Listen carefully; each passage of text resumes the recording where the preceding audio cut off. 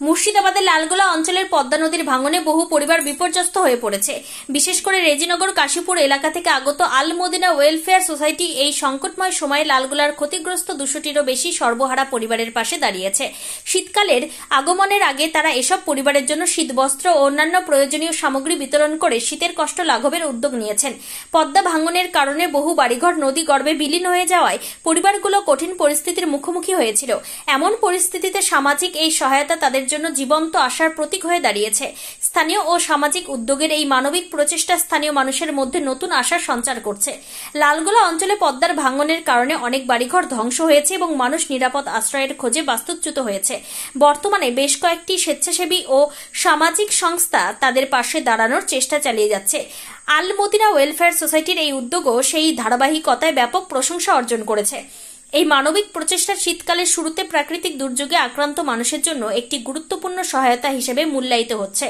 এই ধরনের উদ্যোগ সমাজে সহমর্মিতা ও ঐক্যের আজকে আমাদের কাশীপুর মাদ্রাসা তাজবিদুল কোরআন এবং আল মদিনা ওয়েলফেয়ার সোসাইটি কাশীপুরের পক্ষ থেকে আমার আব্বাজি কর্ণধার মৌলানা ঈদ মোহাম্মদ মাজাহিরি, আমরা এবং আমাদের মাদ্রাসার শিক্ষক মহাশয় কয়েকজন এসেছেন। আমাদের আজকে একটা কর্মসূচি ছিল যে মুর্শিদাবাদ তারানগর নদী ভাঙনে ক্ষতিগ্রস্ত মানুষদের পাশে এসে দাঁড়ানো, কারণ আপনারা সবাই জানেন এবং আবহাওয়ার পরিবর্তনের সাথে সাথে আমাদের কিছুদিনের মধ্যেই শীতকাল চলে আসছে। তো আমরা তাদের পাশে দাঁড়ানোর নিয়ে একটা চিন্তা ভাবনা নিয়ে তাদের পাশে এসেছিলাম। এটাই। কতজনকে দিলেন? আমাদের আজকে টার্গেট আছে হচ্ছে 200 জনকে দেওয়ার টার্গেট আছে। প্রাথমিক পর্যায়ে আমরা 50-51 জনের কাজটা সমাপ্ত হলো এবং কিছুক্ষণের মধ্যে আমরা সেকেন্ড পর্যায়ের কাজ শুরু করি। Thank you. আপনার নাম এবং পরিচয়? আমার নাম doctor Arif Billah. Thank you. এটা খুব ভালো কাজ। এটা যে 200 ঘর তলে গেছে তাদের পক্ষে শীতবস্ত্র তাদের কাছে এখন অনেক কিছু, যারা বাড়িঘর হারিয়েছে, জমি জায়গা হারিয়েছে, বসত ভিটে হারিয়েছে, তাদের জন্য যে খুবই এখন গুরুত্বপূর্ণ বিষয় এই জিনিসটা। অন্তত সামনে শীতকাল আসছে, এই জন্য এটা গুরুত্বপূর্ণ বিষয়। এই যে সংগঠনটা দিল তাদেরকে কি বলবো? এরা আজকে শুধু আসেনি, এদের 3বার দেওয়া হলো এই সংগঠনটা।